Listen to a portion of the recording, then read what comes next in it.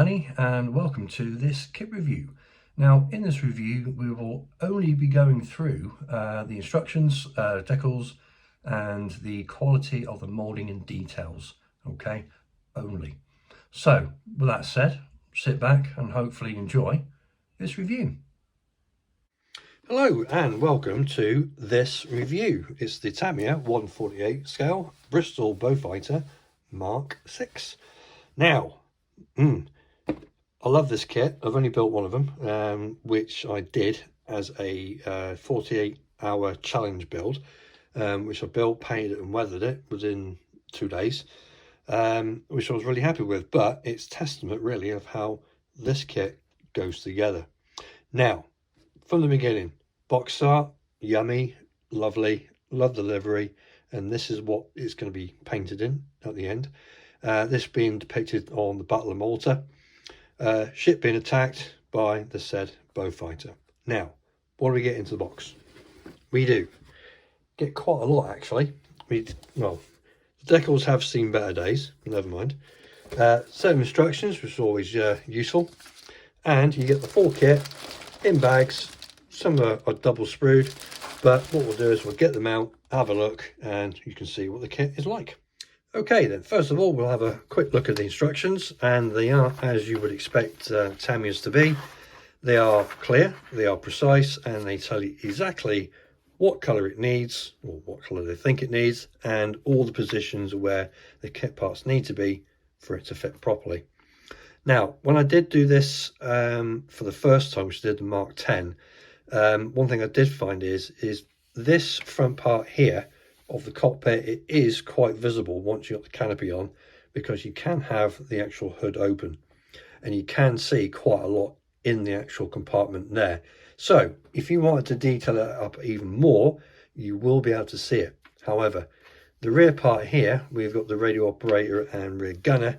It's very enclosed and you're not going to see anything really at all with the walls once the seat is in. The only thing I would detail in there would be to use either the decal seat harness or make your own. Now, moving on, as you can see, it is pretty basic and it does show you exactly where everything goes. Now, one thing I found is once you've got all this together and you're ready for paint, these are the things you can leave off before you actually start painting, and can actually add them afterwards. You can leave the actual main undercarriage parts off with your main engine nacelles and the actual horizontal stabilizers. You can leave them off. Now, the reason for that is I found it a lot easier when it came around to actually airbrushing the actual demarcation for the actual camouflage scheme. You may not bother, you may be able to do it fine, but I just thought it was a bit easier because I'm not sort of like straining to get around these and the actual planes themselves. Okay, but that is entirely up to you. You don't have to do it, but I did because I just thought it'd be a lot easier and simpler. Now, decal options, you do have three. You do have this one, which I'll be doing, is the 272 Squadron from Malta, 1942. You do also have the 96 Squadron based at Scotland, which I believe was Banff in 1943. And you get 600 Squadron, which were the night fighter squadrons there. Okay, and you get another one along there. That's just the top and the bottom sides there. Okay, so those are the instructions. So looking at the decals, these have seen better days. I think it might have been in someone's attic or loft for a few years, but yeah, I won't be using these. I'll be sourcing some aftermarket ones, probably from Extra Decal if they do any in the Malta livery. One thing I will say about Tamiya decals, they're not my favourite. They are quite thick. However, they do work with a lot of solution and some riveting and some cutting of a scalpel, but they are workable and you can use them. Okay, but for this one, I'll be sourcing my own. So first sprue we're going to have a look at is sprue A. So as you can see, you get your fuselage halves. You've got here, which is the rear compartment part for the rear gunner, firewall for the pilot, your main fuselage, and your main sort of like flooring and cockpit detail there. Now, as I said previous, if you want to sort of like put a bit more detail within the actual cockpit itself and fill your boots, but when it comes to this area, I wouldn't bother because you're never going to see it. You do have an instrument panel with raised details, and I did use the decal for the actual instrument panel, and they do work well. For this one, I think I might source either a photo etch or maybe a 3D printed one. I don't know, but we'll have a look. On the other side then, you do get the sort of like the ribbon area for the actual main thing. If you want to have it open, then go for it, it's up to you.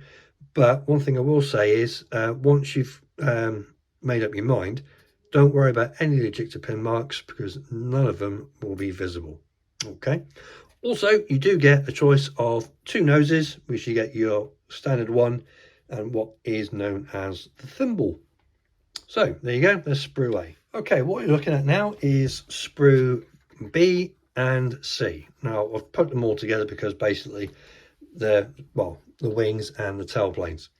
Now with this, as you can see, you get a one-piece lower part of the undercarriage, the wing spars and part of the fuselage. Okay, those will go in conjunction with the uppers, and also you've got the lowers as well. One thing I will tell you right now, there is no fit issues with this kit. Okay, as long as you glue it exactly where you're supposed to, you're not going to have an issue. But what you do have is same as the fuselage, nice recessed panels, no real sort of like rivet detailing. But if you want to up it and make it a bit more sexy, then it's entirely up to you. So with that one as well, as you can see, the panel lines are consistent with everything else. So those are the wings, sprues B and C. Okay, so on to sprue D, and you've got two of these, so I'm only going to show you this one because it's exactly the same. So what you got here is mainly the undercarriage and the engine section with a little geyser right there. Now again, it is very nicely done, and it is simplified, but you do have a lot of scope to actually tart up the particular engine, or I believe it was the Mercury engine for this one. But also you've got little bits and pieces such as the wheels, which are quite well detailed. Also along here you've got the rocket rails, and also here you've got the main part for your undercarriage, which I did say you can put in right at the very end. Okay, it is just simply a slot fit and that's it, no questions asked. Main undercarriage legs, very sturdy, nicely detailed, and also you've got your main spinner, your prop, and also, or your spinner there if you so wish. I think this one being the Malta one, it will be just as it is there. So those is sprue D, which you have two. Okay, just quickly on this one, sprue F, which is your tailplane.